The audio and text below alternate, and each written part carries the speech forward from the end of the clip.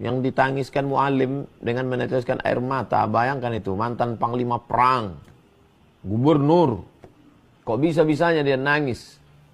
Apa yang ditangiskannya? Dia meninggal itu bukan karena banjirnya. Rakyatnya itu meninggal itu bukan karena banjir, tapi karena nggak makan. Efek apa? Efek lambatnya penanganan bencana, lambatnya bantuan itu sampai. Itulah yang ditangiskan. Terisolir, tertutup kampung, tak sampai bantuan.